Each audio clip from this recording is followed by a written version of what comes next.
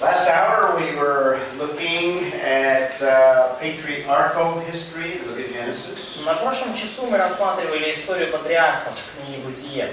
Begins with Abraham. И эта история началась с Авраама. And I was saying that with Abraham, God is selecting one individual from all of the nations. И я уже говорил, что с избранием Авраама Бог выбрал одного человека из всех народов. We saw from Abraham, God would create His own nation, a nation that would be different from the other nations. И мы видим, что через Авраама Бог создаст новый особенный народ, который будет отличаться от всех других народов. God sometimes works slowly. И иногда Бог трудится медленно. And I'm sure in the life of Abraham, as he waits and waits for the very first son, И я думаю, что в жизни Авраама, когда он все ждал и ждал своего первого сына, he wonders when God's going to fulfill His promise. он тоже порой удивлялся, когда же Бог исполнит свои обетования. But the promise continues to even work out through the rest of the book of Genesis. Но обетование, оно продолжает работать и через всю книгу «Бытие». We didn't look at a lot of the details relating to all of Abraham's life. Мы не вдавались глубоко в подробности жизни Авраама, But eventually he has that first son, Isaac. но в конце концов у него родился первый сын Исаак. And it's through Isaac that God will continue to work not only the covenant, but the promises that precede it. И через Исаака Бог продолжил трудиться не только в плане завета, но и в плане обетований, которые предшествовали завету. And then God selects through Isaac. There are two twins that are born, and Jacob is selected. И через Исаака Бог избрал из двух родившихся близнецов Иакова. Now, one of the things you'll notice in the book of Genesis, Abraham is a man of faith. Faith is a major element of his life. И одна вещь, которую я заметил в книге «Бытие», что, например, Авраам муж веры. Вера – это ключевая характеристика его жизни. Isaac, not much is said about Isaac. Но не так уж много сказано насчет Исаака. In fact, there's only one chapter that is entirely devoted to Isaac. И вообще-то только одна глава целиком посвящена Исааку. Now, Isaac is alive, but the text emphasizes Abraham. Ну, Исаак жив, с ним все хорошо, но текст подчеркивает больше Авраама. And then once Jacob is born, the narrative shifts to Jacob, so Isaac is like a transition. И когда рождается Иаков, все внимание повествования переключается на него. То есть Исаак, он выглядит как какой-то переходный этап. God changes Jacob's name to Israel. И Бог меняет имя Иакова на Израиль. And it's through Israel that the 12 tribes will come. И через Израиля происходит 12 колен. And eventually the nation of Israel. Ну и в конце концов это происходит нация израильская. But Abraham is the man of faith. Но Авраам, муж веры, Isaac doesn't appear to be the same man of faith as Abraham. ну, про Исаака так сходу и не скажешь, что он такой же муж веры, как Авраам. And by the time you come to the third generation, Jacob is a deceiver, and you see very little spirituality in Jacob. А когда уже доходит до третьего поколения, до Иакова, то Иаков вообще обманщик, и совсем так в нем духовности особой и не просматривается. So what do we see here, as we've already seen with some of the other major events? И что мы видим здесь, то, что мы уже видели с некоторыми другими важными событиями?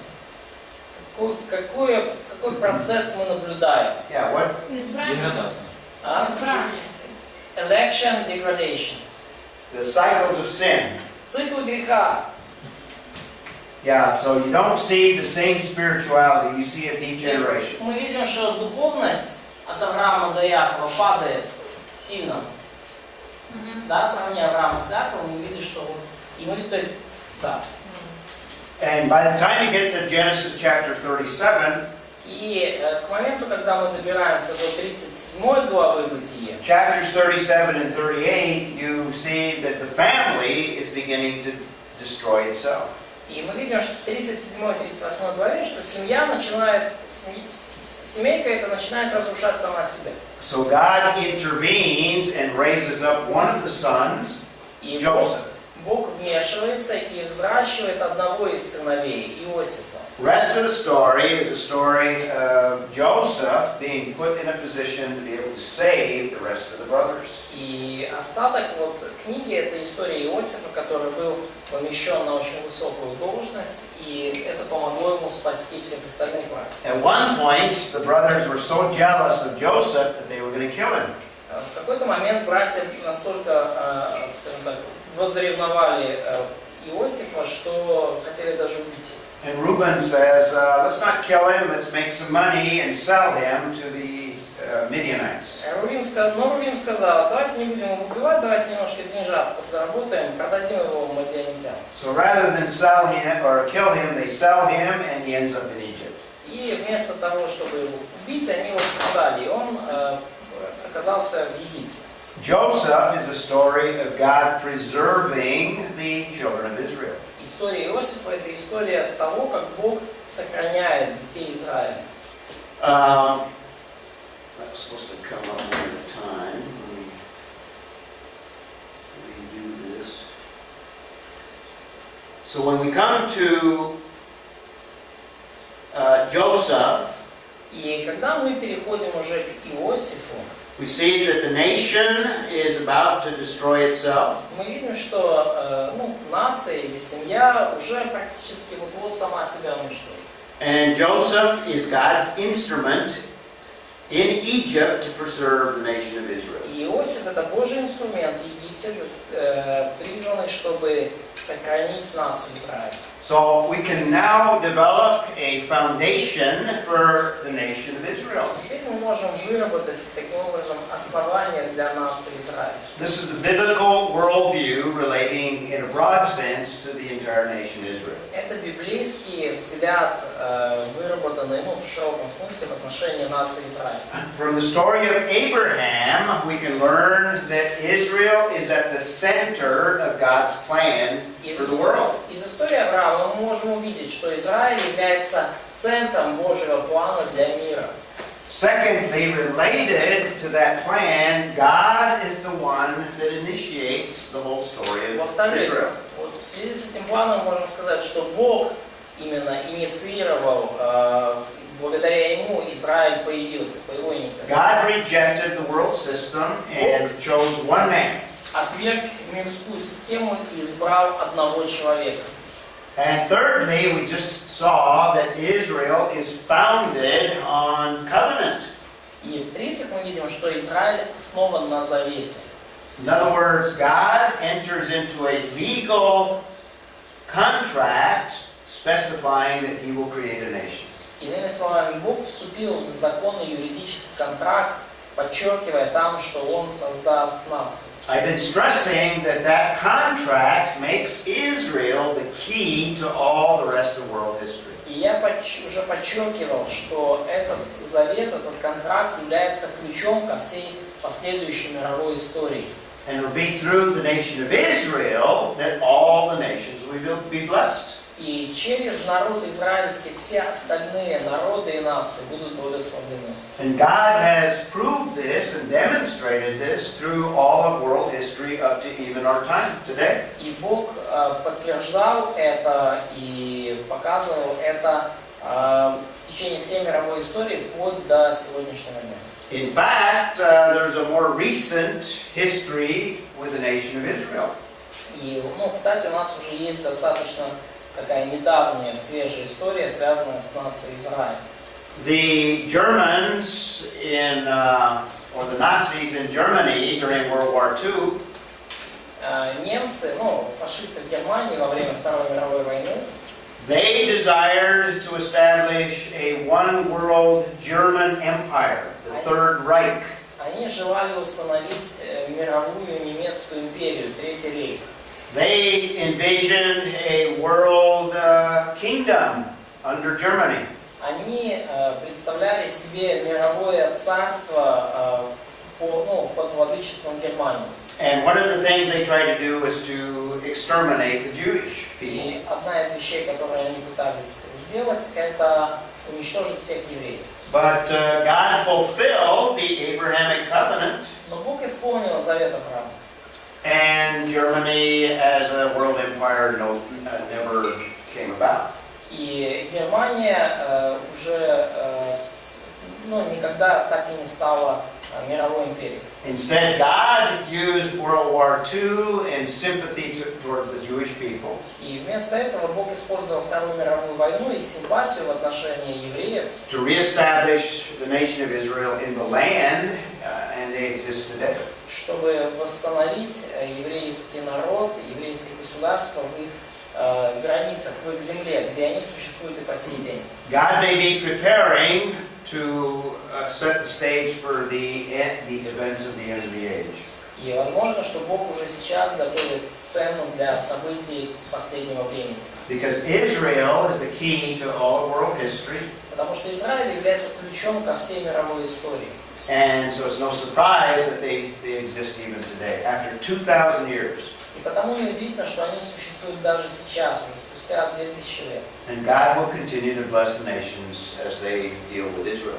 И Бог будет продолжать благословлять нации, когда, в зависимости от того, как они относятся к Израилю. We also mentioned that the main way that God has blessed the world И мы также упомянули, что основной способ, которым Бог благословил мир, is through Israel. We have the scriptures, это Израиль, и от него у нас Писание, and it's through Israel that we have the Messiah. и также через Израиль к нам пришел Мессия. Now, if you understand Bible prophecy, you will see that Israel is at the center of what God will do during the millennial kingdom. И если вы понимаете библейские пророчества, то вы понимаете, что Израиль это центр того, что Бог будет делать в мире во время тысячелетнего In царства. fact, when we talk about the kingdom, we'll see that as a major event. И когда мы говорим насчет царства и понимаем его как важное очень событие, The kingdom in the Old Testament is just a prototype or an example in limited way of what God is going to do in the millennial kingdom. и мы можем сказать, что царство израильское в Ветхом Завете является всего лишь прототипом, примером того, что Бог сотворит и совершит в тысячелетнем царстве. So the nation of Israel is at the center of God's plan, and we'll see that fulfilled in the millennial kingdom. И народ израильский таким образом является центром Божьего плана, и мы видим это исполнившимся в тысячелетнем царстве. So that's your biblical foundation for the nation of Israel. Это вот библейское основание для нации Израиля. А что прототип тысячелетнего царства? Царство Израиля, израильское царство ветхозаветное, является прототипом и примером того царства, которое будет в тысячелетнем царстве в будущем. Okay? Now back to our foundation of the nations in general. Возвращаемся к нашему основанию для наций в целом. We saw that God has a purpose for the nations. Мы увидели, что у Бога есть цель для наций, для народов. And now that we've discussed Israel, number 5, we can add that the nations are blessed through Israel. И теперь, когда мы обсудили Израиль, мы можем сказать, что нации благословляются через Израиль. Not through their own materialistic efforts, Не через собственный материализм и какие-то усилия по достижению богатства. not as a result of their own devices or culture, Не в результате того, что у них самые современные приборы или продвинутая культура. And we have a 6th one that we'll look at in more detail when we look at the next major event. И есть еще один шестой пункт, который мы более детально рассмотрим, изучая следующее событие. We're going to see that throughout history, God uses one of the purposes of the nations.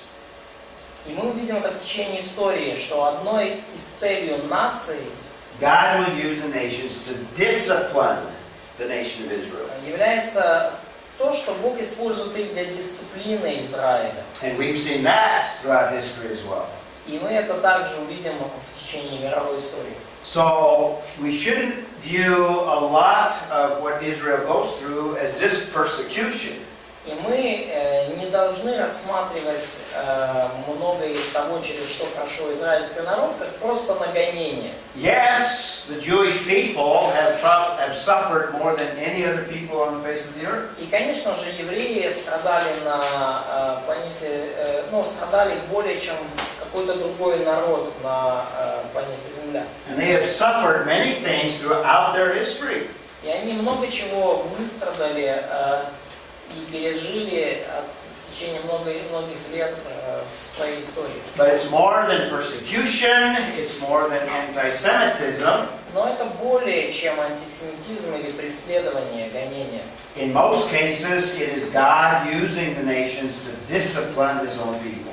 Во многих случаях это то, как Бог использует другие народы, чтобы дисциплинировать свой And we'll народ. see that when we talk about Egypt and the Exodus. И мы увидим это, когда будем говорить о Египте и об исходе.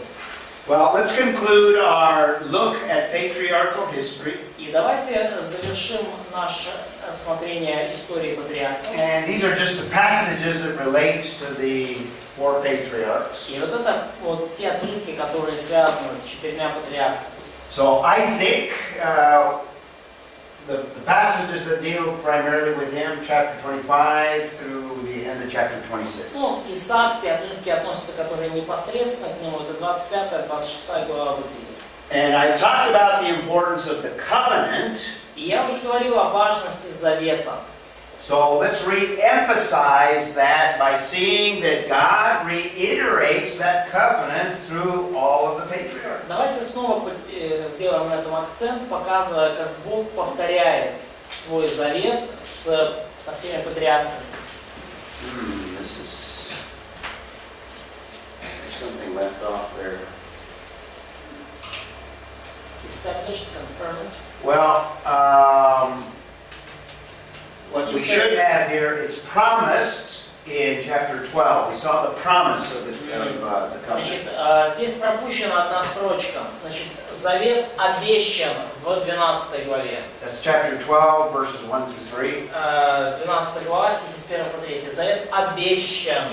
12 глава, с 1 по 3. It's also promised in chapter 13, 12, 1 through 3. Но также обещан в 13 главе. And in 13, 14 through 17. В стихах с 14 по 17. Promise. То есть это обетование, обещание завета. Okay. But it is made into a covenant in chapter 15, and we looked at that. Но завет, собственно, учрежден как завет в 15 главе, мы это смотрели, видели. Now it's confirmed to Abraham in chapter 17. И он подтвержден, завет подтвержден с Авраамом в 17 главе. And the sign of the covenant is given in that chapter. И в этой главе дан знак знак завета. It's confirmed again in chapter 22, verses 15 through 18. И он снова подтвержден в 22 главе, в стихах с 15 по 18. So to Abraham alone, it's promised twice. И одному только Аврааму завет обещан дважды. And the covenant is offered 3 times to Abraham. И, собственно, завет предложен Аврааму 3 раза.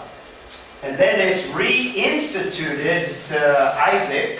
И он переучрежден с Исааком. Переустановлен в смысле? Переучрежден. Ну, переустановлен. Ну, просто как это, что это такое? Ну, короче, Ну, переустановлен, то подойдет, да? напиши стоп. Ну, что, окей, что значит переучрежден? Ну, учрежден, ну да, может быть установлен. Постановление, То есть перепостановление. заключен, окей, перезаключен. Ага. Хорошо? Окей. Завет лучше заключен. Мгм. Он заключен с Авраамом в 15 главе, Мгм. подтвержден в 17-22 и перезаключен с Исааком в 26 главе. So the point I'm making is that we have the repetition of the Abrahamic covenant many times in the book of Genesis. И что я хочу до вас донести, что мы видим многократное повторение Авраамова завета в книге Бытие. So it's reinstituted with Isaac in chapter 26. Он перезаключен с Исааком в 26 главе. Let's take a look at that passage real quickly. Давайте быстренько рассмотрим этот отрывок. 26 глава Бытие. Masha, do you want to read 26, 3, and 4?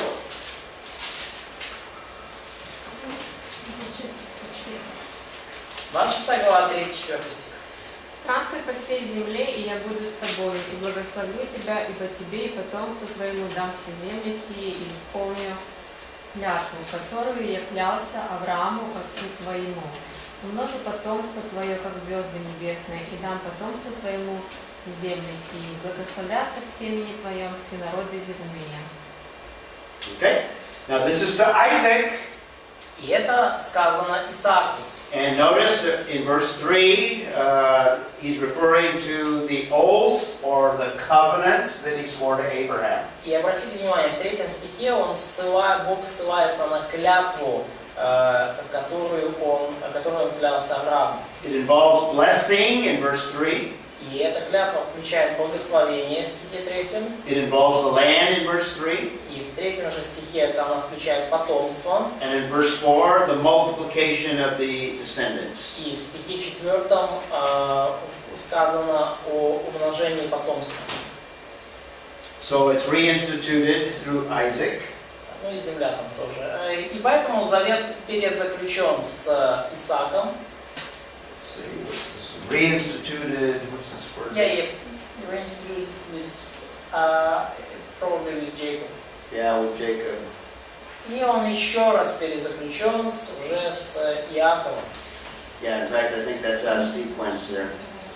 So we have Isaac and we have Jacob from chapter 27 to 36. И вот мы видим здесь Исаака, и мы видим с 27 главы на сцене появляется Иаков. In fact, it goes beyond that. It actually goes to 46. Or wait a minute. No. So that's correct. That's correct. That's correct. Okay, now we have reinstituted Jacob in chapter 28. И вот мы видим, что завет перезаключен с Иаковом в 28 главе. Бытие. And let's look at chapter 28, 13 through 15. И давайте посмотрим, 28 глава, 13-15 стих. And it's actually reiterated again in chapter 35 to Jacob. Ну и, кстати, завет снова повторен уже в 35 главе. Тоже самое. Vitaly, why don't you read 13 to 15? Ну, Виталий, почитай, пожалуйста, 28 глава с 13 по 15. 28, 13 to 15. Да.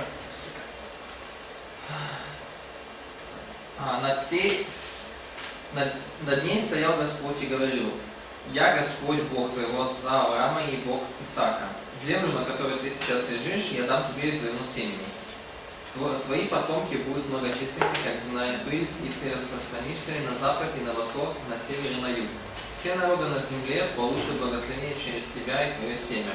Я с тобой и буду охранять тебя, куда бы ты ни пошел, и верну тебя в эту землю. Я не покину тебя и исполню все, что обещал тебе». Okay, now this is to Jacob. Это Иаков. And notice in verse 13, reference to Abraham and Isaac. И обратите внимание, что в 13 стихе есть указание на Авраама и So, Исаака. God made promises to both of them. И потому Бог уже дал обетование им обоим. In fact, the covenant is made with Abraham, reinstituted Isaac. По сути, завет заключен с Авраамом, перезаключен с Исааком. 13 speaks of the land. Стих 13 говорит о земле. 13 and 14 refer to the land. 13 и 14 говорят о about seed or land. Yeah, and the implication О земле is также 13-14. the implication in verse 15 is that God will bless. И в 15 стихе подразумевается, что Бог сохранит Иакова и благословит его. Sergey, you had a question? Да, вопрос по поводу, зачем Богу нужно было с тремя людьми перезаключать завет? So the question is why God have to re-establish this covenant with 3 people. Well, he's reiterating because this is so important.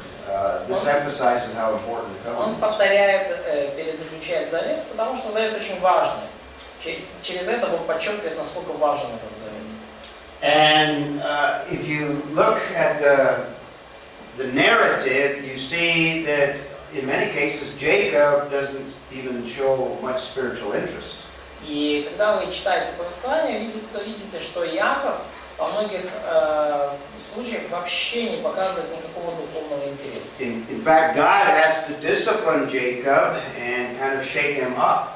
И, по сути, Богу пришлось как следует дисциплинировать Иакова и нормально его встряхнуть. And reiterate the covenant so that he knows that God has a plan for his descendants. И повторить завет с ним, чтобы до Иакова дошло, что у Бога-то есть план в отношении его потомков. And we're going to see later on that in the next major event that God reiterates the promise later on to other generations. И мы видим это в более поздних книгах и более поздних поколениях, что Бог снова перезаключает, переустанавливает этот завет с другими поколениями. So when we get to Exodus, we'll talk some more about the covenant. И когда мы поговорим, дойдем до исхода, то мы чуть больше скажем о завете.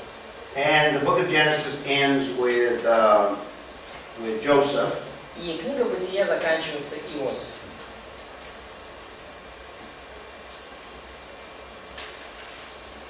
And if we had more time, we could talk about, well, in fact, we already did talk about it. In the New Testament, we see a fulfillment of the Abrahamic covenant, partial fulfillment. И в Новом Завете мы видим частичное исполнение Авраамова завета. And also in Acts chapter 3. И также в Деяниях 3 главе. So that's God's covenant. Итак, это Божий завет. So God institutes a covenant Итак, Бог установил завет, that I believe sets the parameters for all the rest of world history. который, как я верю, устанавливает параметры для всей оставшейся мировой истории. Now another very important concept, remember God is dealing with the problem of evil. И другая очень важная концепция, и вы помните, что Бог, Он постоянно решает вот эту проблему зла. So God is dealing with Abraham and dealing with the concept of justification. И здесь мы видим, что Бог имеет дело с Авраамом, и вообще появляется вот такая концепция оправдания. So we have the principles of justification and mainly justification by faith. То есть, и мы видим, как вот появляется этот принцип оправдания, и в первую очередь это оправдание по вере. Paul in the New Testament refers to Abraham. Павел в Новом Завете ссылается на Авраама. It's the foundation for the New Testament doctrine of justification by faith. Указывает на него как основание новозаветной доктрины об оправдании веры.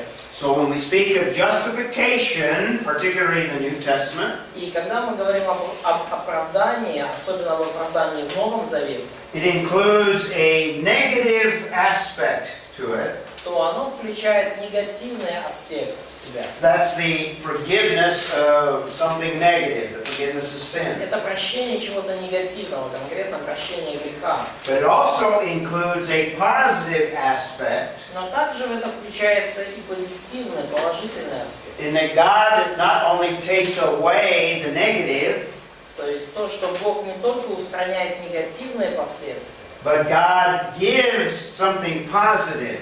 но Бог также дает что-то положительное. And the positive is that He imputes righteousness to the believer. Но и положительное здесь в том, что Он вменяет верующему праведность. And Abraham experienced both the forgiveness of sin and the imputation of righteousness. И Авраам пережил и то, и другое, и прощение грехов, и вменение праведности. The point that Paul makes is all on the basis of faith. И что утверждает Павел, что все это было сделано по вере. And Paul emphasizes that Genesis 15, verse 6. И Павел подчеркивает, что Бытие 15, стих 6.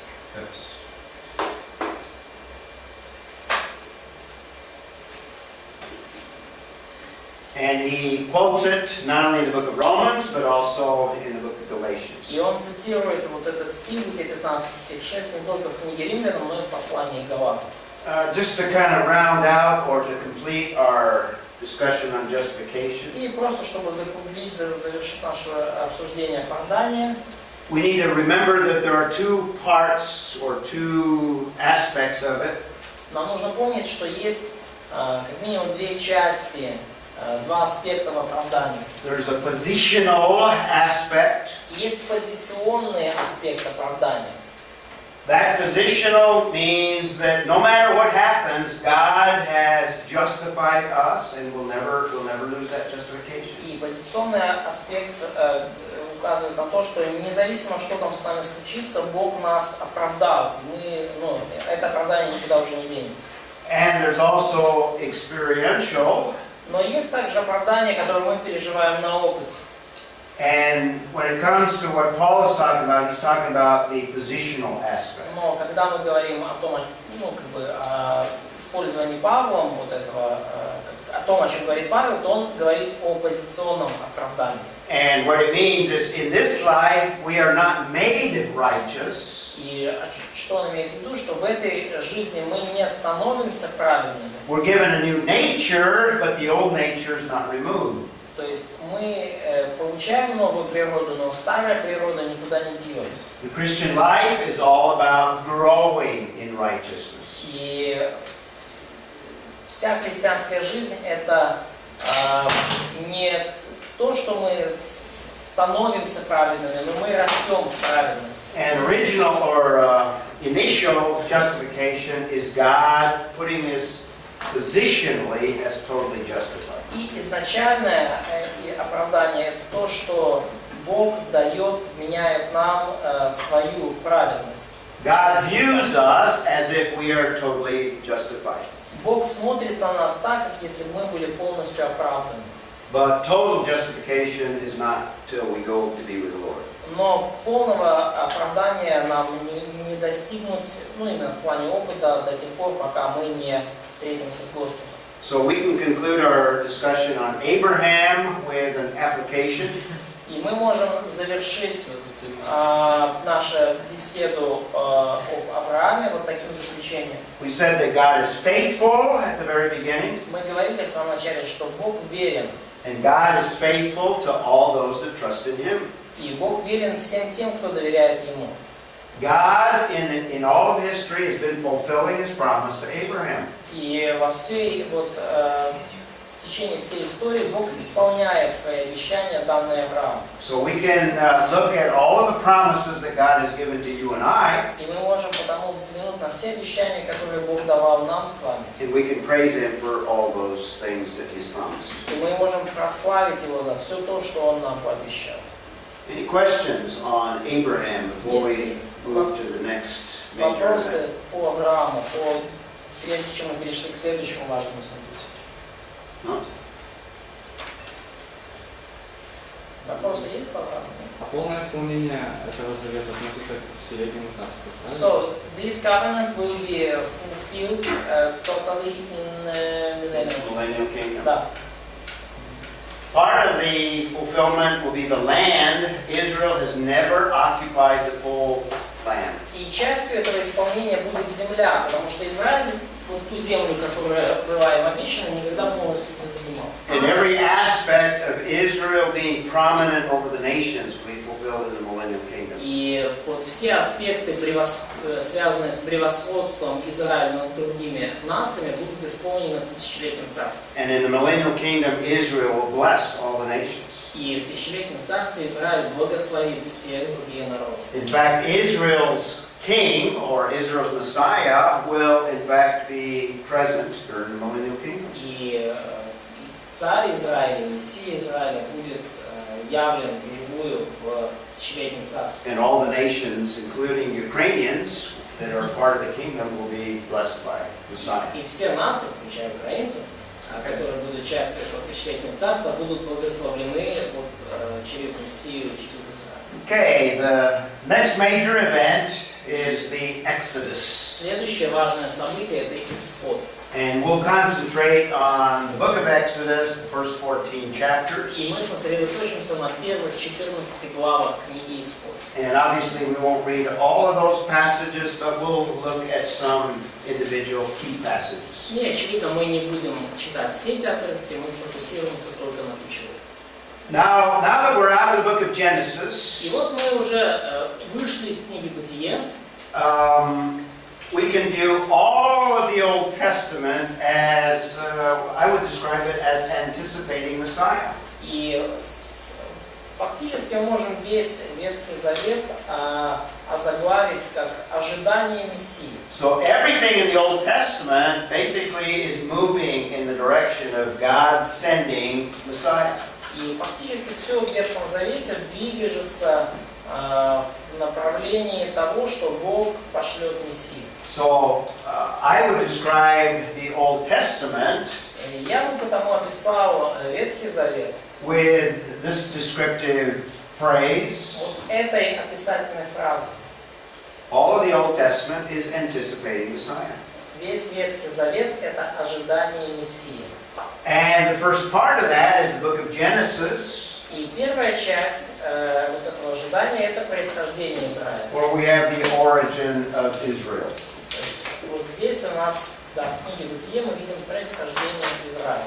Now the next major division of the Old Testament, И следующий важный подраздел Ветхого Завета I entitled the emerging of Israel, or the emergence of Israel. я бы сказал, что это вот появление или And this will возвышение Израиля. include all of the books from Exodus to Joshua. Can we call it uprising of Israel? Because The rise of Israel, or the emerging entrance of Israel into the да, ну, скажем, вхождение Израиля на мировую арену. Okay. So we'll be concentrating on this part, and mainly the first part in the book of Exodus. И мы сейчас сосредоточимся на этой части, и в первую очередь на самом начале вот этого выхода Израиля на мировую сцену в книге Исход. In fact, when we talk about the emerging of Israel, И когда мы говорим о вот проявлении Израиля, we'll be talking about the establishing of them as a nation. мы будем говорить именно о установлении Израиля как нации. So God will gather them as a people, И Бог соберет их как народ. and they're just tribes when they arrive in Egypt. И когда они пришли в Египет, это были просто племена. In fact, let's do this, tribes. Ну, то есть в начале, да, в начале своего прихода в Египет они были просто племенами. And God brings them together and brings them out of Egypt. И Бог собирает их вместе, и Бог выводит их из Египта. То есть от племен к народу. Secondly, we're going to see that God gives them a constitution. И во-вторых, мы видим, что Бог дает им конституцию. That's the law. Вот это закон. We'll look at that as a major event. И мы посмотрим на это как на важное событие. And then, you don't have a nation until you have a land. И, ну, третий момент, у вас нету нации, пока у вас нету земли. And that's the conquest. И это завоевание. So we'll have all of these in the emerging of the nation of Israel. И мы видим, как вот все эти компоненты, то есть люди, законы и земля, они проявляются в истории Израиля от исхода до Иисуса Навина. And I'll have this on a slide. So to have a nation, you need to have a common people. И для того, чтобы получить нацию, вам нужно, чтобы были люди. You have to have a constitution that regulates those people. У вас должна быть конституция, которая регулирует жизнь этих людей. And you have to have a land where people can occupy. И у вас должна быть земля, которую эти люди могут населить. And we'll talk a lot about this in the next few events. И мы об этом немножко поговорим, рассуждая о следующих событиях. So in our outline here, И в нашем плане здесь, in fact, this is an expansion of that Roman numeral that I just gave you. и вот это здесь уже расширение вот этого еврейского римской циферки 2, которую я вам дал. То есть перед этим у нас было происхождение Израиля в книге Бытия, и сейчас мы говорим о появлении Израиля. Expansion of the last slide. Подъеме Израиля. Да. So we have the emergence of Israel, A, under that. И вот подпункт А в этом появлении Израиля — это формирование народа. We have the formation of the nation. Формирование народа. And the first part is they are in bondage, and we have the birth of the nation in the book of Exodus. И первая часть этого — это то, что изначально народ в рабстве, и мы видим рождение этого народа в книге Исход. And in the first 4 chapters of Exodus, we have preparation for deliverance. И в первых 4 главах Исхода мы видим подготовку к избавлению. Okay? So the next major event on our timeline, И следующее важное событие на нашей временной диаграмме, we've seen the creation and the fall. мы видели уже, да, сотворение, грехопадение, We've seen the flood and the scattering. мы видели потоп и рассеяние, We saw Abraham and the Abrahamic covenant. мы видели Авраам и Авраамов завет. And remember, Abraham sets the parameters for the rest of world history. И вы помните, что Авраам устанавливает параметры, вот этот завет с Авраамом, параметр для всей оставшейся мировой истории. And at the heart of God's plan for all of the rest of world history is a nation. И в сердце Божьего плана, в центре Божьего плана для оставшейся мировой истории есть нация израильская. So now God is going to fulfill the covenant that He made with Abraham. И вот сейчас Бог начинает исполнять тот завет, который Он заключил с Авраамом. And that promise will begin to be fulfilled in the Exodus. И это обетование начинает исполняться в книге Исход. The underlying attribute of God or perfection of God И совершенство или атрибут Божий, который проходит через вот это событие, again, it's God's grace, but also wrath is going to be involved. опять же Божья благодать, и в то же время снова мы видим, как Божий гнев задействован. We're going to see God pour out grace on the children of Israel. Мы видим, как Бог изливает свою благодать на детей Израиля. But it's also a story of God pouring wrath on the Egyptian empire. Но это также история того, как Бог изливает гнев на Египетскую империю. God is going to judge the Egyptians. Бог осудит египтян, They're oppressing His people. потому что те угнетали его народ. Now, Egypt accomplishes 2 purposes in the plan of God. И вообще говоря, Египет осуществляет 2 цели в Божьем плане. And we'll see those worked out as God pours out grace and wrath. И мы увидим позже, как Бог изливает свою благодать и свой гнев. The verse that we've looked at before, Psalm 86, verse 15, И стих, который мы уже раньше рассматривали, 85-й Псалом, 15 стих. we have both the grace and mercy of God, or grace and wrath of И мы God. видим здесь Бога одновременно и милостивого, и долготерпеливый, буквально медленный на гнев. And We looked at the details of this verse, and we'll just be reminded of it. И мы уже видели детали этого стиха, и я просто вам его напоминаю. Now, on a kind of a different timeline that gives us these periods of time, Ну вот и на немножко другой временной шкале, которая дает нам другие немножко периоды временные. this first one is basically the chronology of the book of Genesis. Мы видим, что вот первые там, в начале мы видим вот именно хронологию книги Бытие. So from here we have the origin of Israel. Здесь мы видим происхождение Израиля. This is Genesis. Книга Бытие. And now what we're going to look at is the emerging of Israel. Что мы дальше видим, это возникновение или появление Израиля как нации. And that will include Exodus all the way to Joshua. И это включает период, описанный с книгами от Исхода до Иисуса Навина. So this is the period of time that we'll be looking at И вот это период времени, который мы сейчас рассмотрим. when we talk about the emerging of Israel. И мы будем рассматривать, когда говорим о возникновении Израиля как нации. So what I'm giving you here is the biblical outline of history. То есть, что я вам говорю, показываю здесь, это библейский план для истории.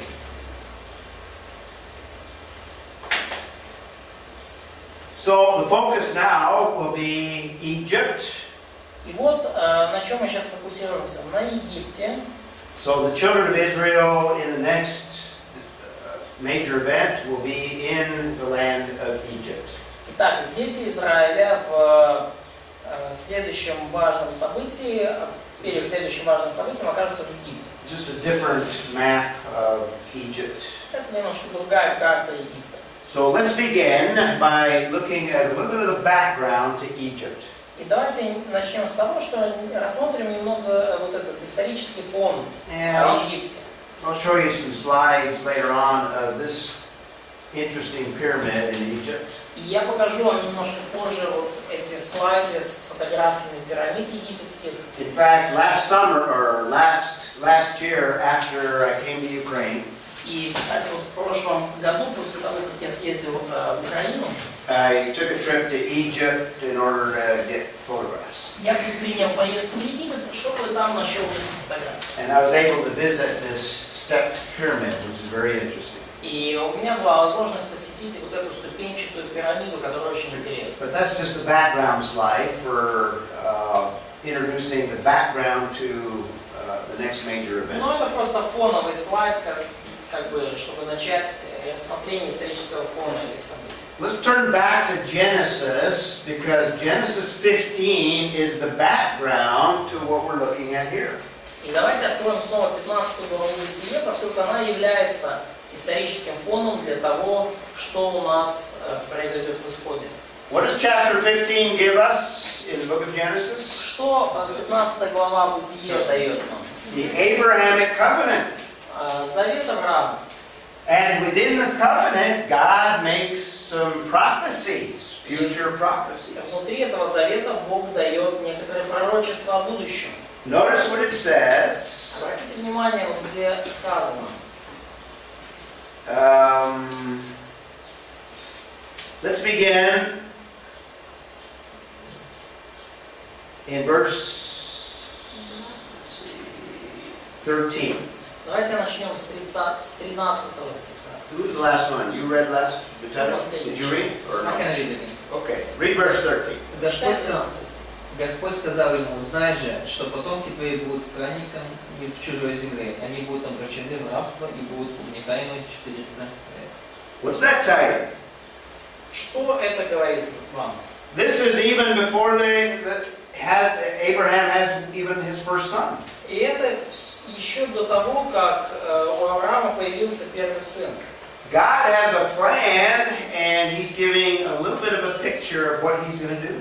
У Бога был план, и Бог немножко показал, вот, обрисовал картину того, что Он планирует делать. So before Abraham even has the first son, И даже до того, как у Авраама появился первый ребенок, God is promising way ahead of time that they will be oppressed by a certain nation. Бог пообещал задолго до того, как это случилось, о том, что они будут угнетены другой нацией. He's talking about the oppression in Egypt, И он говорит об угнетении и порабощении в Египте. and it'll last for over 400 years. И оно действительно продлилось около 400 лет. But notice verse 14. Но обратите внимание на 15 стих. Oksana, you want to read that one? А ти до своєї рідні прийдеш у мирі, і старості добрі поповнені будеш. What is that talking about? Что нам этот стих говорит? What's God going to do with that nation? Verse 15 or 16? 14. 14. Але народ, якому служити вони будуть, я засуджу, то вони потім вийдуть з великим нагнівком. Суд має бути. About judgment on Egypt. Okay. Judgment on Egypt. What does the book of Exodus tell us? Что книга Исход, о чем она нам повествует? This is a prophecy of the plagues, the Exodus. То есть, по сути, мы видим уже в 15 главе пророчество о казнях, о всех этих катастрофах, которые случились в Египте. And when the children of Israel came out of Egypt, they came with many possessions. И когда народ Израилев вышел из Египта, они вышли со многим богатством. Now, verse 15, Dalia. Стих 15, Галя, 15-15. А ти до своєї рідні прийдеш в мирі, у старості добрій, ухований будеш. And that tells us Abraham's not going to see any of this. He's going to die И это говорит нам о том, что Авраам ничего из этого не увидит, он уже к тому времени умрет. long before any of this is fulfilled. Задолго умрет до того, как все это исполнится. So Abraham's not going to live like Methuselah or like Noah or Shem. И Авраам не будет жить так долго, как Ной или Сим или другие там предыдущие, как его предки.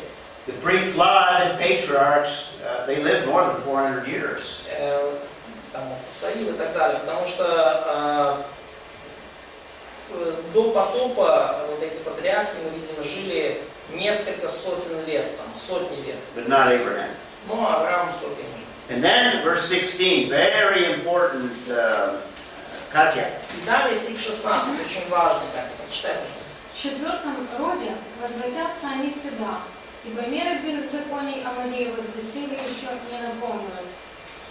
What does that tell us? Что этот стих говорит? О Ханаане, завоевании. About the conquest of Canaan. They're going to return to the land, and it involves the conquest. Very good. Они вернутся в землю, и это будет включать завоевание. Now, when he refers to the Amorite, he's talking about a Canaanite people. И когда он говорит об Амореях, он говорит именно о хананейском народе. So God is going to give the Canaanite culture over 400 years of history И Бог дает вот хананейской культуре еще 400 лет, to allow them, if they chose, to come into a relationship with Him. чтобы позволить им, дать им выбор, чтобы они могли прийти в отношения с Ним. But the passage predicts that instead the sin will continue to corrupt. Но опять же, отрывок говорит, что несмотря на эту паузу, этот грех будет все больше и больше овладевать Амореями и растлевать.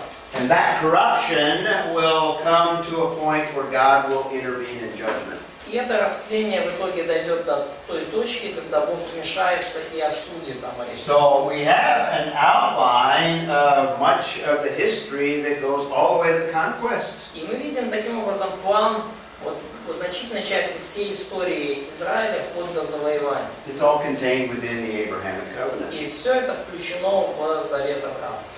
So we have promises that are very long range. И так, у нас есть обещания, которые очень такие долгосрочные. Now we won't look at these chapters, but also in the book of Genesis we see the nation degenerating, or the people degenerating. Мы не будем смотреть все эти главы, но в книге Бытие мы видим, как Израиль развращается, растлевается. Такое именно значение слова. Some of the sons are intermarrying with the Canaanites, losing their identity. И некоторые сыновья женятся на хананейках и теряют тем самым свою идентичность. The brothers wanted to destroy one of the sons, one of the 12 sons, Joseph. Братья хотят уничтожить одного из сыновей Иосифа.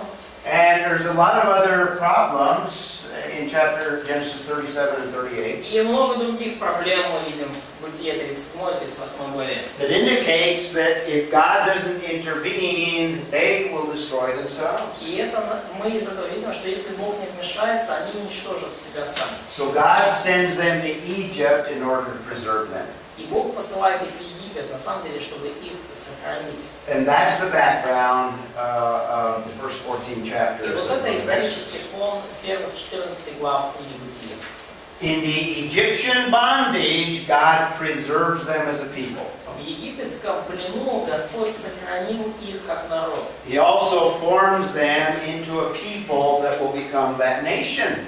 И также Он сформировал их как народ, который впоследствии станет той самой нацией. If they stayed in Canaan, they would disintegrate as a people. И если бы они остались в Ханаане, то как народ, они были бы разобщены. So Egypt, you could say, is God's grace in preserving the people. И потому можем сказать, что Египет, по сути, является Божьей благодатью в сохранении народа. And he used Joseph, one of the sons, as a savior to preserve them. That's Genesis 50. И Бог использовал Иосифа, одного из сыновей, как спасителя для них, для того, чтобы их спасти. Мы это читаем в книге Бытия, в 10 главе. The children of Israel, when they were there, they would have seen this pyramid.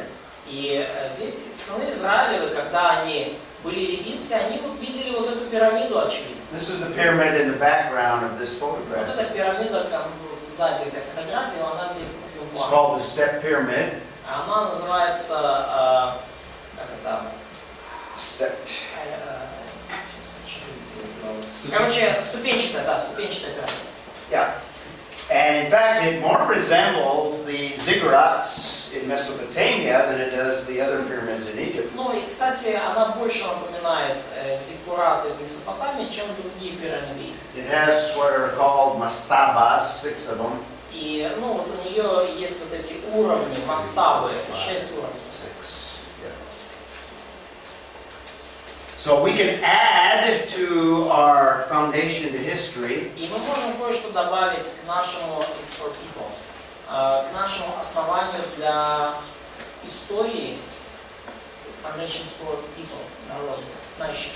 Nations? Yeah, nations, that's what I said. Okay. Yeah, nations. Можем добавить к нашему основанию для народов. We said it's rooted in God's purposes, Мы говорили о том, что народы произошли для исполнения Божьей цели. result of God's judgment at Babel, В результате Божьего суда under the sovereign control of God's sovereignty. находится под суверенным Божьим контролем. Purpose is that people may have opportunity to seek Him. Что цель народа в том, чтобы у людей была возможность искать Бога. And we said that the nations are blessed through Abraham. То народы благословлены через Авраама, через Израиль. And we can add 6. Number 6 is that God's going to use the nations to discipline. И мы уже говорили, да, мы можем добавить, что Бог будет использовать другие народы для дисциплинирования Израиля. And that's what God is doing with Egypt. И вот это то, что Бог делает, как Бог использует Египет. He's going to use Egypt to discipline his own people. Бог использует Египет для того, чтобы дисциплинировать свой собственный народ. In order to preserve them. И на самом деле для того, чтобы их сохранить. Now, looking into the future to complete our foundation. И мы еще в будущем мы завершим это основание для народов. If you look at the book of Revelation, in Revelation 20, it talks about the nations in the kingdom. И когда мы читаем книгу Откровения, там последние главы, то говорится, что в Царстве Божьем будут все народы. So in the kingdom, Ukrainians will be represented. И поэтому в Царстве Божьем украинцы также будут представлены. Which indicates that we do not lose our identity when we are in the kingdom. It refers to the nations. Что указывает нам на то, что мы свою идентичность национальную не потеряем в Царстве Божьем. And I think you will retain your Ukrainian identity in the millennial kingdom. И я думаю, что в тысячелетнем Царстве все вы сохраните вашу идентичность как украинцы. То есть вы все останетесь там украинцами. In fact, as individuals, you'll retain probably something of your personality and some of your characteristics. И вообще говоря, в тысячелетнем Царстве с вами останутся многие черты вашего характера и другие характеристики. Now, you as part of the church will be in resurrection bodies, so you won't have a sin nature. Ну и поскольку вы будете частью церкви, поскольку вы часть церкви, то у вас будет воскресшее прославленное тело, у вас уже не будет греховной природы. The world desires a global one-world system.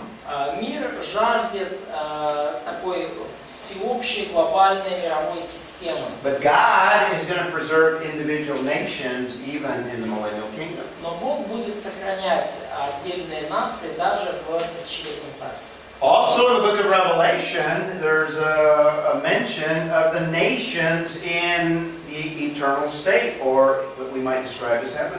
Также в книге Откровения мы видим описание нации в вечности, то есть на небесах. So nations are not destroyed or eliminated in God's plan ultimately.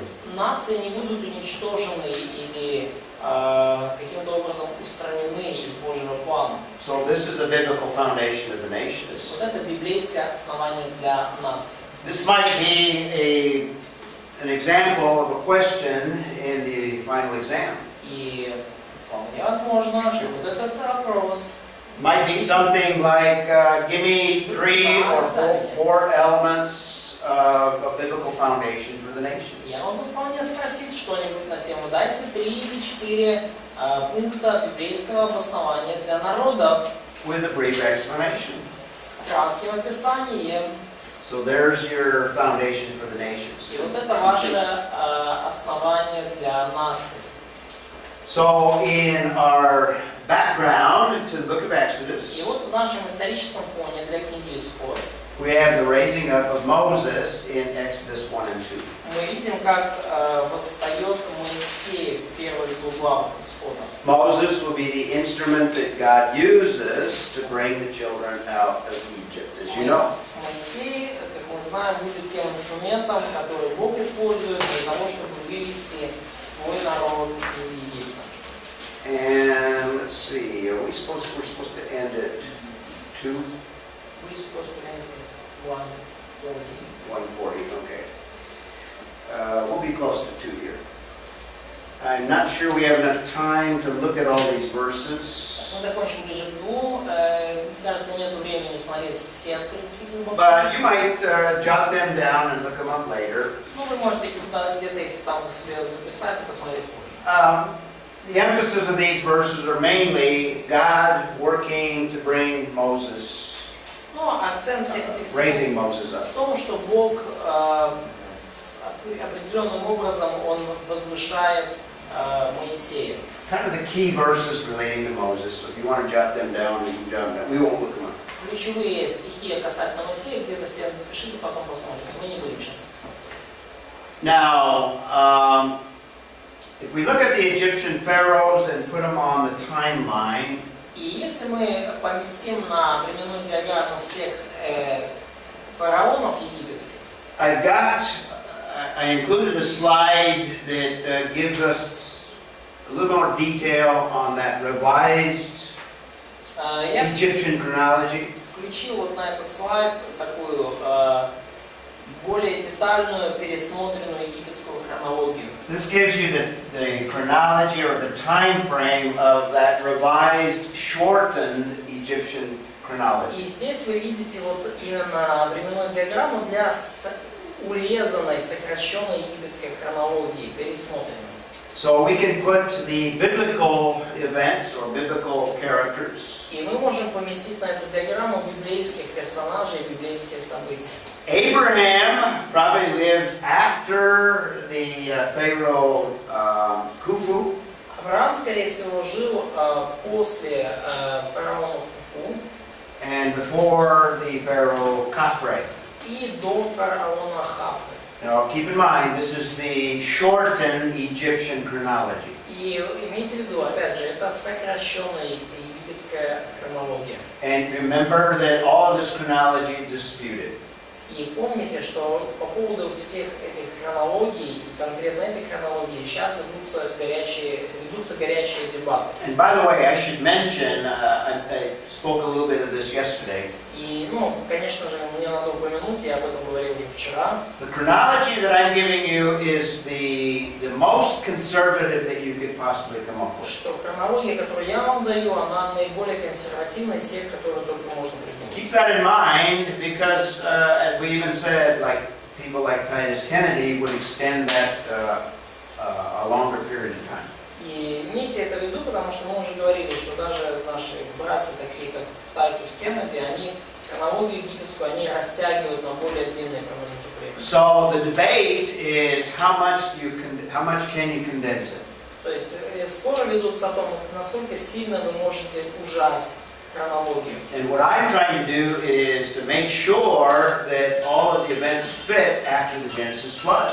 И что я пытаюсь сделать, это я пытаюсь убедиться, что все события, они, скажем так, помещаются уже после потопа, в истории после потопа. They think that the class is over. Там думаю, что урок закончился. What I'm attempting to do is to make all of the events after the Genesis flood fit into that conservative time frame. Что я пытаюсь сделать? Я пытаюсь все послепотопные события вместить вот именно в такую консервативную So хронологию. we would have Joseph sold into Egypt after Khafre. И мы увидим, как Иосиф продан в Египет после Хафры, But before the Pharaoh Sesostris the first, но до восхождения на престол Сесостриса I. and Jacob is in Egypt under that same Pharaoh. И Иаков оказывается в Египте уже также во время правления Сесостриса I. And we would have Moses born under Sesostris II, or yeah, he would be born under that Pharaoh. Из Joseph died. Oh, Joseph died. Okay, И мы видим, that's the что, Joseph. да, что Иосиф умер, и после его смерти воцарился другой фараон, Yeah, and Сесострис actually II. here's Moses under И вот Amenhotep the third. во время правления Аменхотепа III родился Моисей. Now, don't forget, this may be different than what you might read in a lot of books. И не забывайте, это может отличаться от того, что вы прочитаете в некоторых других книгах. And other sound biblical scholars might give you a different chronology. И многие другие хорошие, здравые библейские учителя могут дать вам другую хронологию. Okay? So we have Moses, and if we had time, we would look at these verses as well. И у нас вот есть Моисей, и если бы у нас было время, мы бы еще эти стихи. Now, this is what most Americans think Moses looks like. И вот так американцы, большинство американцев все представляют Моисея. Have you seen the movie? Yeah. Смотрели кино, да? Okay. I think when we get to heaven and we're introduced to Moses, Я думаю, что когда мы придем на небеса, нам представят Моисея. we're going to say, well, you're not Moses. You don't look like Moses. Мы посмотрим и скажем, ой, ты не Моисей, ты не выглядишь как Моисей. Because this is the image that we have of Moses. Ну, потому что вот такой образ у нас сложился насчет Моисея. But first thing that we want to look at in terms of the book of Exodus and this whole incident, this whole event, Но первое, на что мы посмотрим, говоря об исходе, обо всем этом событии, and let's conclude with this. In other words, the events of the Exodus are fulfilling what we talked about in terms of Abraham. и первое, что мы скажем, говоря об исходе, то, что события исхода исполняют завет, заключенный с Авраамом. We have the fulfillment of the Abrahamic covenant. Мы видим исполнение завета Авраама. And let's read these verses because they all refer back to the Abrahamic covenant and what God is doing. И давайте прочитаем эти стихи, потому что они-то как раз прямо ссылаются на Авраамов завет. Where did we leave off? You read? С каком мы остановились? Katya, Sergey, why don't you read 2:23? Сергей, прочитай, пожалуйста, стих 2:23 исхода. Спустя долгое время умер царь египетский, и изнемогали сыны Израилевы от работы, и пияли, и стон их от работы вошел к Богу. И услышал Бог стенание их, и исполнил Бог завет свой с Авраамом, Исааком и Иаковом. И видел Бог сынов Израилевых, и презрел их Бог. Okay, notice verse 24. Обратите внимание на стих 24. God is now beginning, he remembers the covenant, Бог теперь вспомнил завет.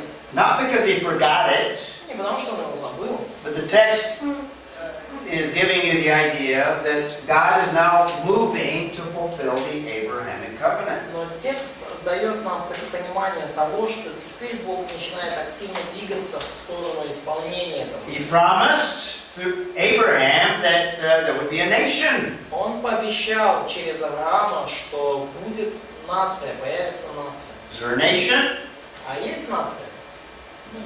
No. Еще нету. Там, еще нет, сейчас. No nation yet. Сейчас нация во время Исход God 2 is еще moving. нет нации. Okay. Но Бог двигается. There are descendants, but no nation yet. Потомки есть, нации нет. Are they in the land? Они в земле? No. Нет. No. So God is moving to take steps to get them into the land as well. Бог двигается и предпринимает определенные шаги, чтобы переместить их в землю. Okay, Masha, do you want to read chapter 3, verses 6 and 7? Прочитай, пожалуйста, Маша, 3 главу, 6-7 стихи. И сказал я Бог отца твоего, Бог Авраама, Бог Исаака и Бог Иакова. Моисей закрыл лицо свое, потому что боялся воззреть на Бога. И сказал Господь, я увидел страдания народа моего в Египте, и услышал вопль его от приставников его, я знаю скорби его. Okay, notice what it says in verse 6. Обратите внимание, о чем говорится в стихе 6. Again, another reference to Abraham, Isaac, and Jacob. Опять же, еще одно указание на Авраама, Исаака и Иакова. This is why I stressed the reiteration of the covenant, not just to Abraham, И вот я почему подчеркиваю вот это перезаключение завета не только с Авраамом, but also to Isaac and also to Jacob. но также с Исааком и Иаковом. Remember, you were asking the question, why is it reiterated to each of them? Я помню, как ты задал вопрос, Виталий. Нет, все равно. Yeah. Or Sergei was, Зачем okay. надо было перезаключать завет?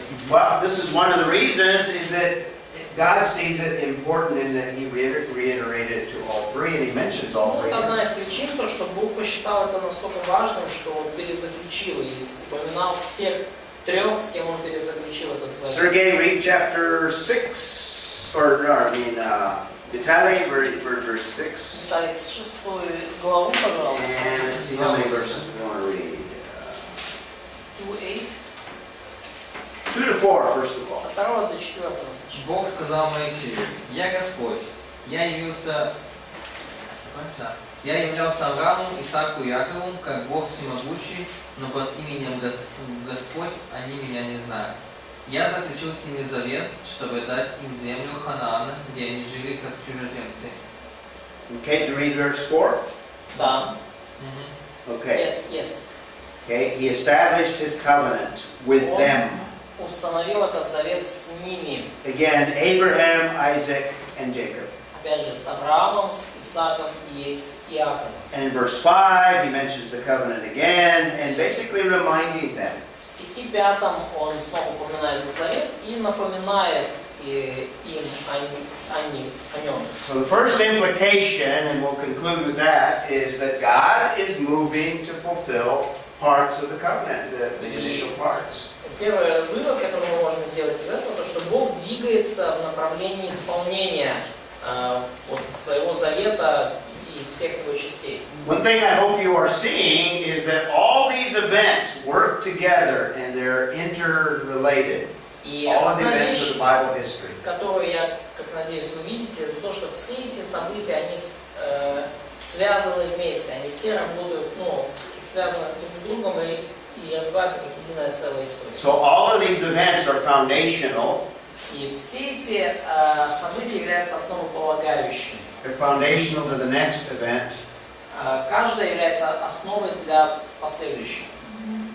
And we see from the book of Exodus references back to Abraham and the Abrahamic covenant. И мы видим в книге Исход уже ссылки на Авраама и на Авраамов завет.